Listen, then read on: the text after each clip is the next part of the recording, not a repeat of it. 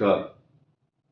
मकर राशि के सभी दर्शकों का बहुत बहुत स्वागत। आज एक विशेष चर्चा मकर राशि पर इस बात को लेकर होने वाली है कि मंगल, शनि और सूर्य तीन ग्रह एक साथ आ रहे हैं।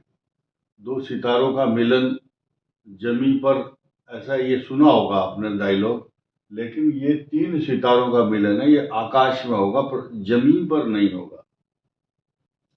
और ये शनि अस्त हो रहा है और बुध वक्री है। इन सब का सरोकार, इनका कंसर्न आपसे है, क्योंकि शनि आपकी राशि का लॉर्ड है और बुध जो है आपके भाग्य स्थान का स्वामी है। ये रेट्रोग्रेड मोशन में है। 10 अप्रैल को इनका बदलाव होना है बुध का, क्योंकि यही आपके लिए सब कुछ भाग्य विधाता है। लास्ट में एक या दो टिप आपको दूंगा, ये ध्यान से सुनना, इसीलिए गौर से एक एक शब्द को सुनिए। लास्ट में आपको हेल्थ से रिलेटेड जो बात है वो बताऊंगा। देखिए, ये मकर राशि है, बहुत इमोशनल, हाइपर सेंसिटिव और हमेशा सुखी रहने वाली राशि है। नोट कर लेना।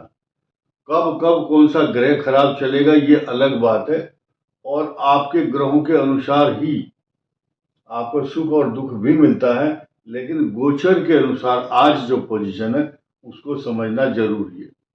ये तीन ग्रह देखिए आप, ये तीन ग्रह अलग अलग तारीखों में से बदल रहे हैं। फिलहाल इनके बदलाव की तारीख सुन लीजिए।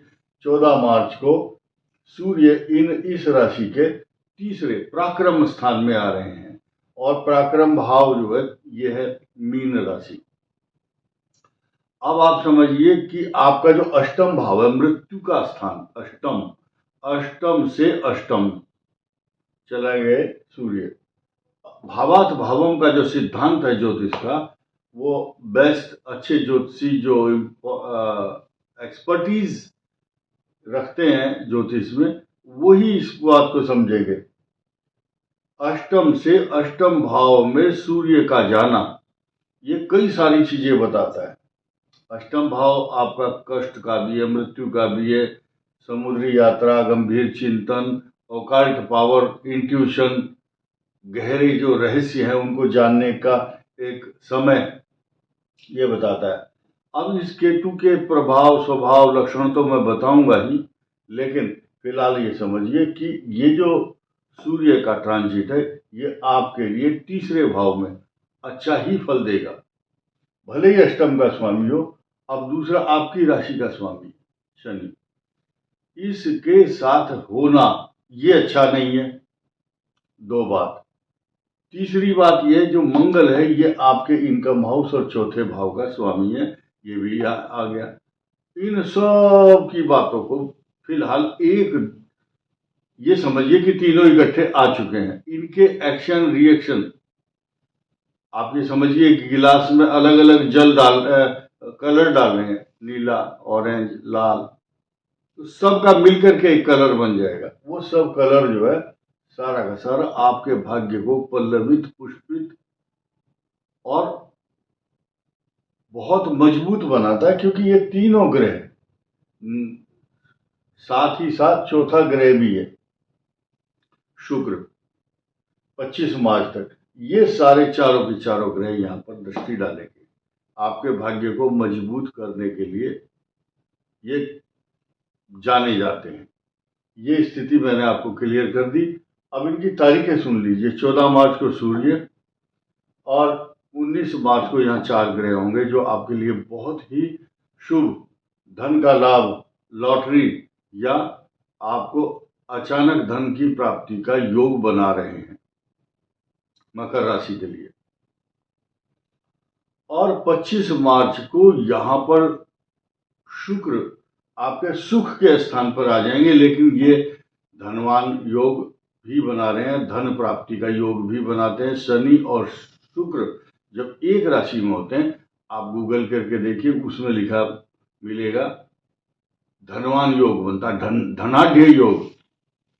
आपको गूगल में सर्च करना, शनि और शुक्र एक साथ जब बैठते हैं तो कौन सा योग बनता है, आप उसको अनुमान लगाइए, आगे बढ़िए।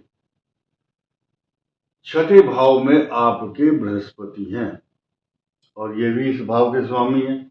जिस भाव में ये खेल चल रहा है चारों ग्रहों का, उसी की राशि का स्वामी बृहस्पति है और ये आपको गलत कामों से रोकता, गलत जगह खर्चा नहीं करा रहा है, आपकी बुद्धि को निर्मल कर रहा है, आपकी बुद्धि को ऐसी बना रहा है कि गलत मार्ग पर आप नहीं जाएंगे तो ये बृहस्पति आपको रोक देगा उसी समय।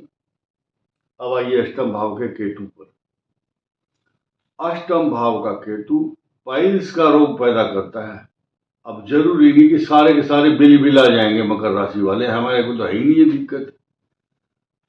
किसी भी बात को बड़ी गंभीरता से सुनना है, ध्यान से।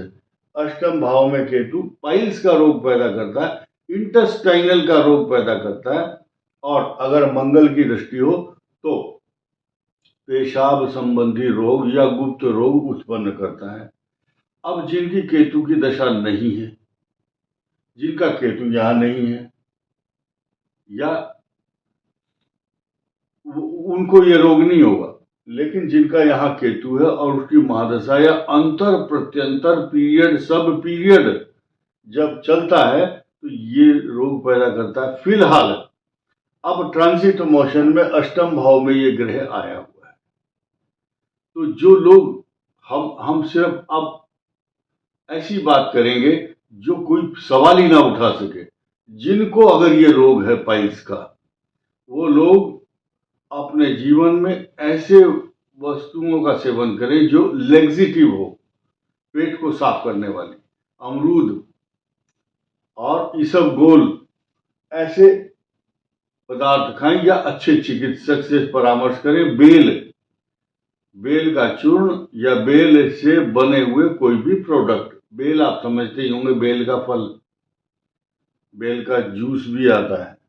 तो ये रोग है, ये इंटेस्टाइनल इन्फेक्शन के अलावा महिलाएं हों या पुरुष हों, उनको कुछ गुप्त रोग उत्पन्न करने के लिए चल रहा है 6 दिसंबर तक ये स्थिति रहेगी। अगर इस भाव पर किसी पाप ग्रह की दृष्टि है या मंगल की है तो सर्जरी भी कराता है, महिलाओं की हो या पुरुषों की हो या सीनियर सिटीजन हो या किसी 12 साल से कम वाले बच्चे की कोई सर्जरी की संभावना बनती है। रेयर एंड रेयरेस्ट केस होगा वो। ये मैंने आपको छोटी छोटी बातें बताई। अब 2 अप्रैल की बात कर लेते हैं। 2 अप्रैल को जब मंगल ग्रह मीन राशि में आ जाएंगे, इसके बहुत बड़े बड़े इम्पैक्ट देखने को मिलेंगे। फिलहाल राहु मंगल का अंगारक योग जो चल रहा है उसको आप सहन कीजिए, क्योंकि ये स्थिति 2 अप्रैल तक बनी रहेगी। राहु मंगल का अंगारक योग बदल जाएगा 2 अप्रैल को, तो एटलीस्ट इसको आप फेस करना है और समझदारी से आपको चलना होगा। एक चीज ध्यान देने की है कि जब मकर राशि को कोई भी रोग घेर लेता है तो आपको रोगों की शांति के लिए, कोई आदमी सोचता है कौन सी पूजा करूं, कौन सा मंत्र पढ़ूं, कौन सी दवाई लूं, तो अब दवाई भी बता रहा हूं और दवा भी बताऊंगा। देखिए, अभी मैंने आपको कुछ समय पहले बताया कि आप कोष्ठबद्धता दूर करने के लिए लेग्जिटिव, पेट साफ करने की दवाइयां ले सकते हैं। अच्छे चिकित्सक से परामर्श कीजिए। लेकिन अगर आप हेल्दी रहना चाहते हैं, हेल्दी शब्द याद रखेंगे, हेल्दी में और हेल्दी रहने के लिए हल्दी खाना है, हल्दी और हरी सब्जियां। हरी सब्जियों के साथ साथ आपको गणेश पूजा निरंतर करनी चाहिए। ये बुध है, इस राशि का स्वामी, भाग्य स्थान का, कन्या का, और ये मकर राशि के लिए वरदान है। हरी वस्तुएं, भगवान गणेश जी की जो भी आपने प्रतिमा रखी हुई है उसके नीचे हरे रंग का कागज बिछाओ या ग्रीन कलर का वस्त्र हो, रेशमी हो या बहुत अच्छा गोटेदार, बहुत सुंदर सा, आसन बिछाइए। गणेश जी के लिए सुंदर आसन बिछाओगे तो आप सुखी रहोगे। गणेश जी की पूजा, हरी सब्जियां खाओ और हरे रंग के पत्ते गाय को दीजिए। दूब घास से पूजा कीजिए भगवान गणेश की। और ये रोग शांति का सबसे बड़ा उपाय है। और संतान के योग बनेंगे इस राशि के, जिनके से संतान अवेटेड है बहुत दिनों से, क्योंकि बृहस्पति इस वर्ष आपके लिए सकारात्मक परिणाम देंगे। विवाह भी होंगे जिनके नहीं हुए हैं, मकर राशि की कन्या हो चाहे पुरुष हो, इस साल। और मकर राशि को जो है ना, लॉस नहीं होगा। लॉस नहीं है, क्योंकि ये लॉस से रोक रहा है आपको। आपकी समस्या, जो भी प्रॉब्लम आपको चल रही है, जब बीमारी है या झगड़े हैं या आपने जो भी आफत मोल ली है, वो आपकी खुद की पैदा की हुई है। लेकिन वो उसको अगर निपटाना है या आपकी समस्या को आप समझते हैं कि ठीक होनी चाहिए, तो 2 अप्रैल के बाद होगी। आपके प्रयासों से ही ठीक होगी। अब सुनिए, ये जो मंगल शनि है, ये द्वितीय भाव और ये इन 2 भावों के स्वामी है। इनकम हाउस भी है, ये भी है, मकर राशि का लॉर्ड भी है। ये अगले कुछ दिन विस्फोटक स्थिति में आ रहे हैं और तबाही मचाने के लिए तैयार हैं। भूकंप हो, बाढ़ हो, या करीब विश्व के कई हजार एस्ट्रोलॉजर विदेशों के हों चाहे भारत के, इस कॉम्बिनेशन पर मंगल शनि और सूर्य की जो युति होगी, इसके द्वारा उत्पन्न जो साइड इफेक्ट, उपद्रव, तबाही, विस्फोट, लड़ाई झगड़े जो होंगे, उस पर नजर गड़ाए हुए हैं। अभी कुछ दिन पहले होली खराब रहेगी, कष्टकारी होगी, इस बात पर उस समय हमने उल्लेख किया था राहु मंगल का। उसमें बताया था निधन होगा किसी का। आप उसको देख सकते हैं, उस वीडियो को। आप ध्यान दीजिए कि ये जो गोचर है, ये गोचर बड़ा इम्पोर्टेंट है आपके लिए। यहाँ जब आएगा तो ये धन लाभ भी देगा, पैसा भी देगा, इज्जत भी देगा, और मैरिज लाइफ से जुड़े हुए मामले, चाहे प्रेम हो, चाहे विवाह हो, चाहे संतान हो, सारे दूर करेगा। ये 2 मंगल और सूर्य शनि तो ये कष्टकारक है, लेकिन शुक्र और शनि का जो युति है, ये धनवान योग बना रहा है। कुछ लोगों को ये समझ नहीं आता है कि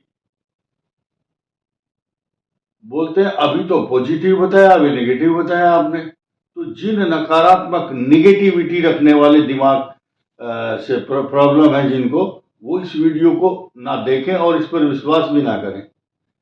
मैं आपको स्पष्ट कर दूं, मंगल शनि और सूर्य की युति खराब है और अच्छा फल नहीं देगी। लेकिन शनि और शुक्र की जो युति है, इसको आप ना डिनाई कर सकते, ना आंख बंद कर सकते। ये भी है साथ में। तो इसके जो इफेक्ट हैं, शुभ प्रभाव हैं, वो आपको धन लाभ देने के लिए जाने जाते हैं, धनाढ्य योग बनाते हैं। और ये जो मैंने आपको उपाय बताया है, ये आपके लिए बहुत ही वरदान साबित होगा। गणेश जी की उपासना करना और हेल्दी रहने का जो उपाय बताया, इसको आप कीजिए। इस वीडियो में इतना ही। धन्यवाद, नमस्कार।